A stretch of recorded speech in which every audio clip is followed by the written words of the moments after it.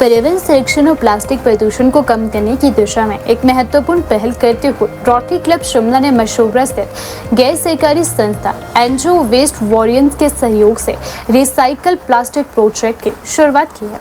इस परियोजना का उद्देश्य लोगों को प्लास्टिक कचरे के उचित प्रबंधन, रिसाइकलिंग के महत्व तथा स्वच्छ और टिकाऊ पर्यावरण के प्रति जागरूक करना है।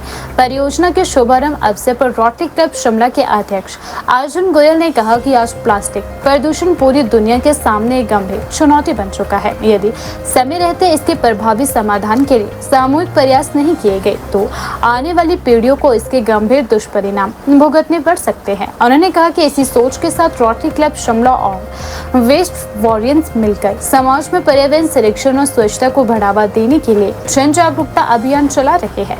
अर्जुन गोयल ने कहा कि इस परियोजना के तहत लोगों को यह समझाया जाएगा कि प्लास्टिक कचरे का सही तरीके से संग्रहण, पृथक्करण और रिसाइकलिंग क्यों आवश्यक है। उन्होंने बताया कि अधिकांश लोग प्लास्टिक का उपयोग तो करते हैं लेकिन उसके उचित निस्तारण के प्रति जागरूक नहीं है। परिणाम स्वरूप प्लास्टिक नालों, जंगलों, जल स्रोतों और सार्वजनिक स्थलों पर पहुंचकर पर्यावरण को गंभीर नुकसान पहुंचा रहे हैं। उन्होंने कहा कि यदि प्लास्टिक कचरे का वैज्ञानिक तरीके से प्रबंध किया जाए तो इसे दोबारा प्रयोग में लाया जा सकता है। इससे न केवल कचरे की मात्रा कम होगी बल्कि प्राकृतिक संसाधनों का संरक्षण भी होगा और प्रदूषण पर प्रभावी नियंत्रण संभव हो सकेगा। रोटरी क्लब के अध्यक्ष ने कहा कि किसी भी पर्यावरणीय अभियान की सफलता तभी संभव है जब आम नागरिक उसमें सक्रिय रूप से भागीदारी निभा सके।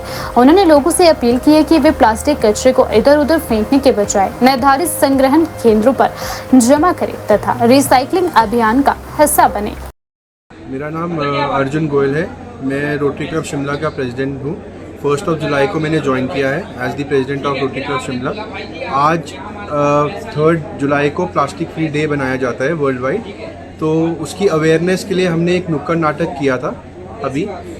उसमें प्लास्टिक के हार्मफुल इफ़ेक्ट्स क्या हैं और उसको कैसे सिंगल यूज़ प्लास्टिक को बैन करके उसके हम कैसे रिप्लेस कर सकते हैं, उस बारे में हमने लोगों को पूरा बताया कि किस चीज़ से और कैसे जो प्लास्टिक है उसको हम रिसाइकिल कर सकते हैं। इस उद्देश्य में हमारे साथ वेस्ट वॉरियर्स एक एनजीओ है जो मशोबरा में स्थित है। वहाँ से वो पूरा 9 पंचायतों के लिए काम कर रही है। वहाँ उनको हम अब उनके साथ हमने टाई अप किया है जिसमें हम उनको मिल्क बैग्स और जितना भी single use plastic including bottles जो होटल्स में यूज़ हो रही हैं वो सारा कलेक्ट करके हम उनको देंगे जो वो प्रॉपर वे में रिसाइकिल करेंगे। उन्होंने कभी एक अपनी कैनोपी भी लगाई थी जिसमें उन्होंने दिखाया कि किस तरह से बचा हुआ प्लास्टिक को रिसाइकिल करके और क्या क्या चीज़ें आप नॉर्मल घर में भी उसको कैसे कर सकते हैं, या जो आपके घर में छोटे किचन्स हैं उसमें भी कैसे आप उसको मैनेज कर सकते हैं। मैंने यही बताया लोगों को कि जो रिस्पॉन्सिबिलिटी है वो एक अथॉरिटी की नहीं है, ना ही कॉरपोरेशन की है। वो एक जागरूकता हर एक आदमी को चाहिए अपने अंदर कि जो भी चीज़ आप यूज़ कर रहे हैं, एक तो प्रॉपर, जैसे हमारे हर मॉल रोड पे हर जगह डस्टबिन बने हैं, तो अगर वो उसमें डालेंगे तो कॉरपोरेशन एक प्रॉपर चैनल के थ्रू उसको डिस्पोज ऑफ कर सकती है। बट अगर आप उसको हर जगह फेंकेंगे तो गंदगी भी ज़्यादा दिखेगी और शहर भी गंदा दिखेगा हमारा। उसकी भी हमने अवेयरनेस दी लोगों को कि किस तरह से उसको आप, अगर आपको डस्टबिन नहीं भी दिख रहा थोड़ी देर के लिए आप उसको अपने जेब में डाल लें। आप कार में कहीं जा रहे हैं, डस्टबिन अपने कार में कर ले, जहाँ भी आपको मिल रहा है वहाँ जाके उसको डिस्पोज ऑफ करें और पहाड़ों को गंदा ना करें।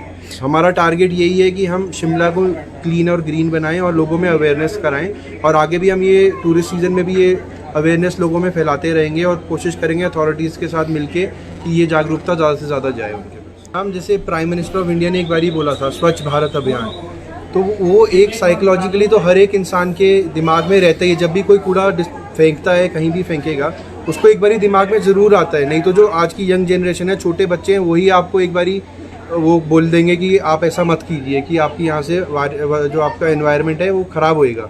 तो उसके लिए जितना ज़्यादा हम इनिशिएटिव ले पाएँ, जितना ज़्यादा कर पाएँ उतना कम है, बिकॉज धीरे धीरे ही ग्रो कर पाएंगे, धीरे धीरे ही लोगों को अवेयरनेस आएगी, धीरे धीरे ही हम इसमें सक्सेसफुल हो पाएंगे।